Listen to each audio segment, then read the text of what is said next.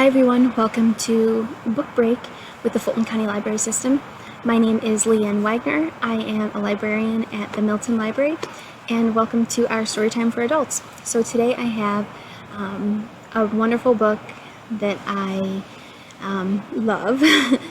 It's called The Genius of Birds by Jennifer Ackerman, and it has lots of really interesting stories and studies and research about birds that have been done through the years, and it's written in a really wonderful way. So I'm going to read an excerpt from this book, and we will see how that goes.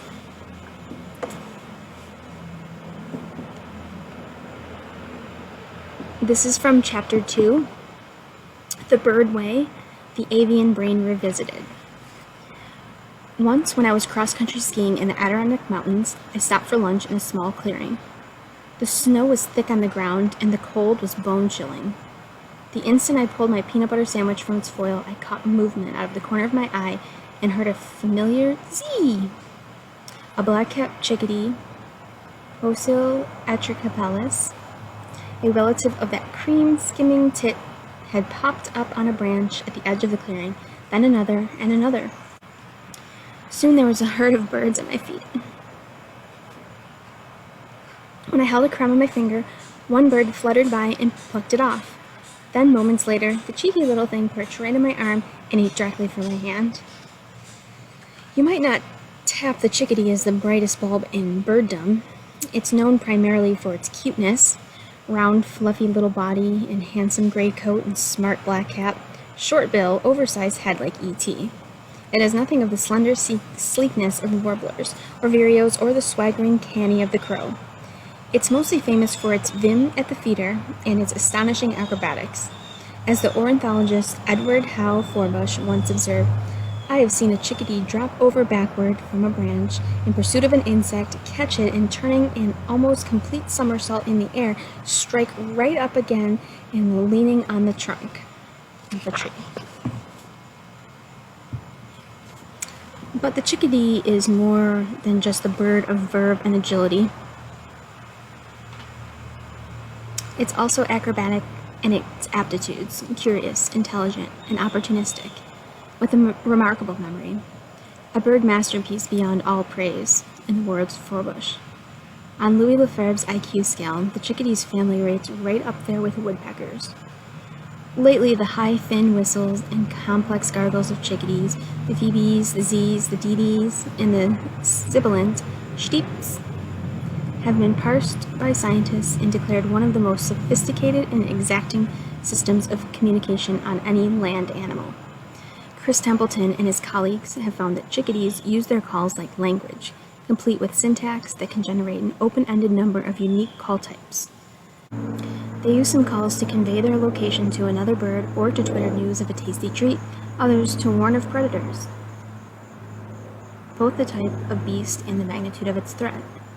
A soft, high-pitched seet or sharp CCC signal a threat on the wing, a shrike or sharp-skinned hawk.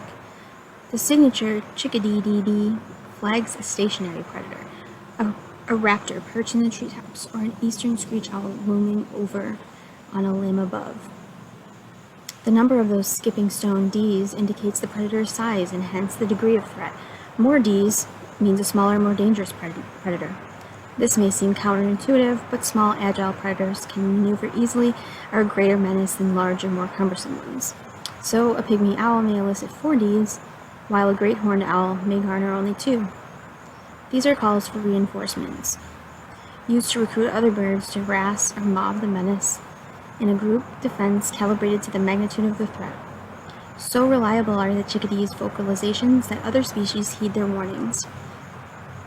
Knowing this changes the way I hear those Ds as I walk through the woods. Maybe I'm being scrutinized as I pass, sized up and judged more dangerous or less. Or maybe not. Maybe I'm summarily dismissed as a lumbering oaf, big but harmless, my presence causing barely a ripple in their conversation. Chickadees are generally unfazed by people. Bold and inquisitive, like bullfinches, they possess a deep-rooted self-confidence and will investigate everything inside their home territory, Homo sapiens included. They'll hang around the cabins of hunters during hunting season to peck at the fat of the carcasses slung into truck beds. Often they're the first to visit a bird feeder and will even, as I learn, take food straight from your hand. Like bullfinches, they excel at discovering and exploiting new sources of food. Chris Templeton once watched a chickadee feed on nectar from a hanging hummingbird feeder. In winter, they'll eat bees, roosting bats, tree sap, and dead fish. When gallflies were introduced to the American West in the 1970s to help control the spread of invasive spotted knapweed, chickadees seized the new opportunity. Templeton discovered that the birds quickly learned to spot the knapweed seed heads that harbored the highest densities of gallfly larvae, an unusually rich food. Whatever cues they had used were subtle, captured on the wing, with little to no time spent hovering over the plants deciding. And yet, almost invariably they found the seed heads with a major load. They would snatch their prizes in flight and carry them back to a tree to pluck out the larvae. Templeton was astounded that chickadees are able to make such a successful decision with so little time spent assessing seed heads is remarkable, he notes. Equally impressive is how quickly the birds learn to exploit a completely novel food source, an exotic insect living on an introduced plant that had been present in its habitat for only a short time. Chickadees are also possessed of a prodigious memory. They stash seeds and other food in thousands of different hiding places to eat later and can remember where they put a single food item for up to 6 months. All of this with a brain roughly twice the size of a garden pea. Not long ago, I found a chickadee's skull in a patch of scruffy pines near my home. It nested neatly in my palm, chalky white and impossibly light, like the thinnest eggshell. It seemed little more than a bulbous eye case connected to a stitch of beak as sharp as a needle. At the back were twin domes, bubbles of translucent bone where the brain had been. A chickadee weighs 11 or 12 grams, its brain a mere 0.6 or 0.7 gram. How can such a diminutive brain be capable of such complex mental feats? Clearly there's more to brain than mere size, but the truth is birds have long had a bum rap in the size arena. Contrary to the cliché, the brains of many birds are actually considerably larger than expected for their body size. This is the result of an extraordinary process that also gave rise to our own oversized brains, although through a completely separate evolutionary path.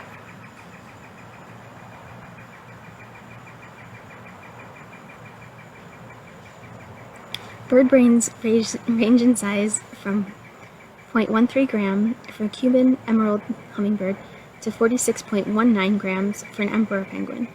Tiny indeed next to the 7,800 gram brain of a sperm whale, but compared with animals of roughly the same size, not so small at all. The brain of a bantam bird weighs about 10 times as much as the brain of a similar sized lizard. Consider a bird's brain relative to its body weight, and it comes out more like a mammal. Our brains weigh about 1,360 grams, or 3 pounds, for an average body weight of 140 pounds. Wolves and sheep have about the same body weight as we do, but their brains are about 1/7 the size of ours. New Caledonian crows are like us, extravagant rule breakers.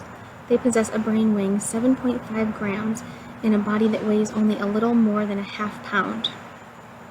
That's the same size as the brain of a small monkey, like a marmoset or tamarin, and 50% larger than the brain of a bush baby, all animals with roughly the same body size as the crow. In the brain of a chickadee, it has double the brain size of birds in the same body weight range, such as a flycatcher or a swallow.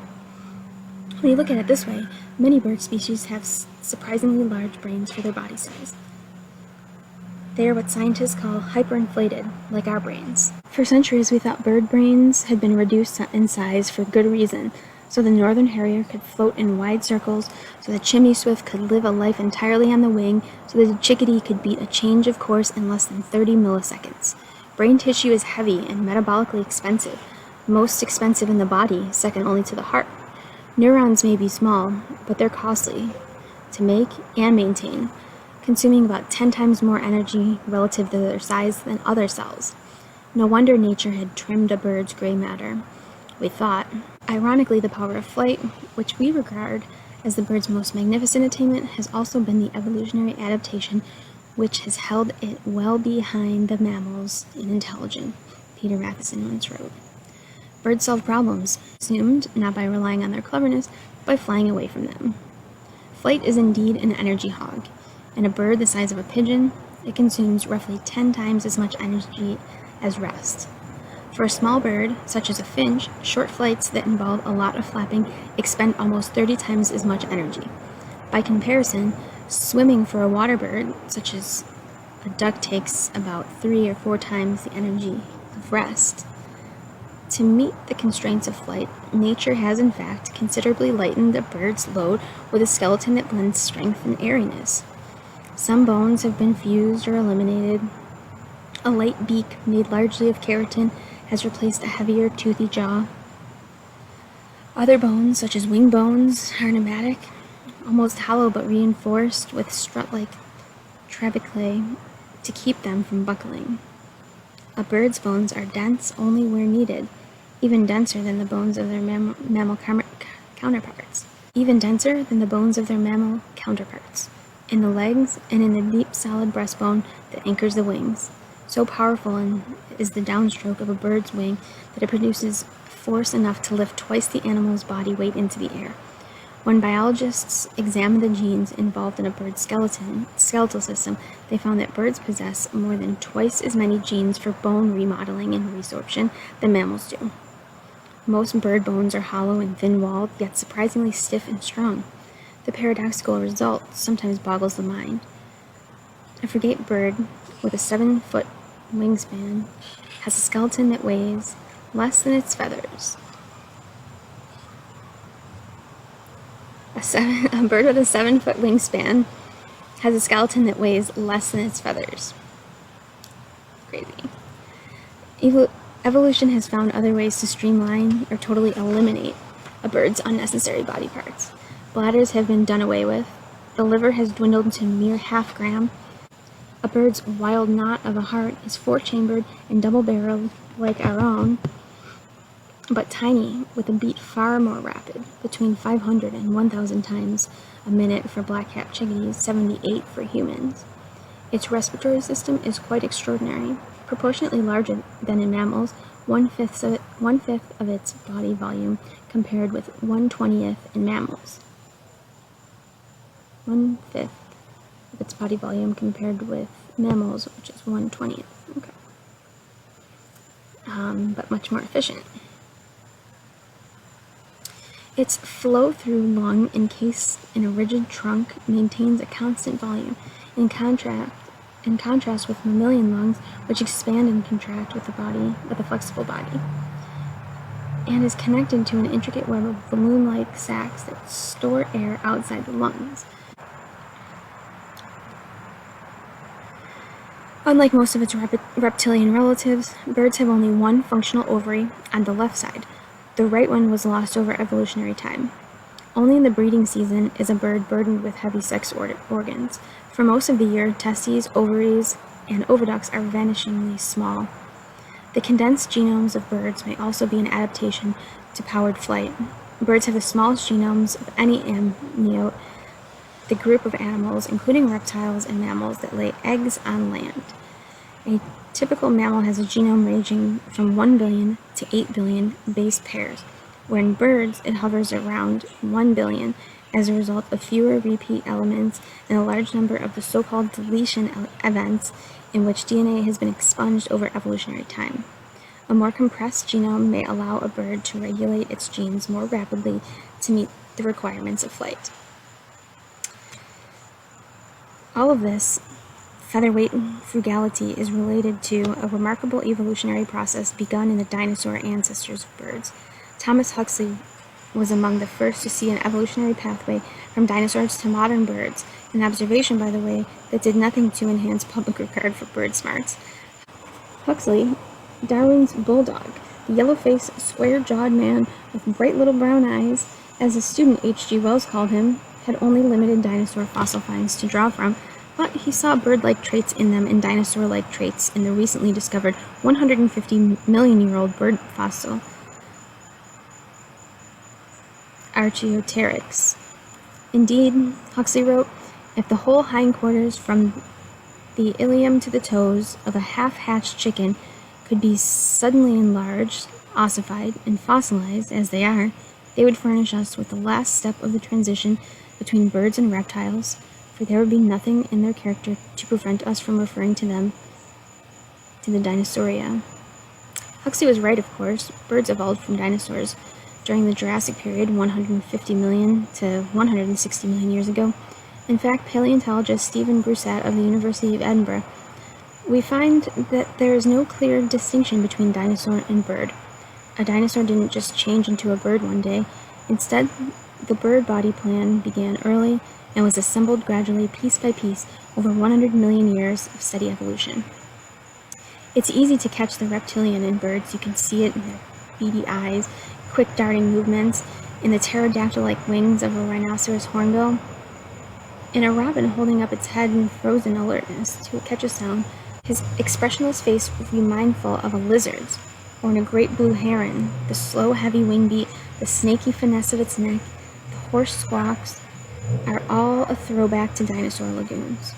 But it baffles the imagination to think that the tiny flashlight chickadee could have arisen from the big beasts of vanished ages.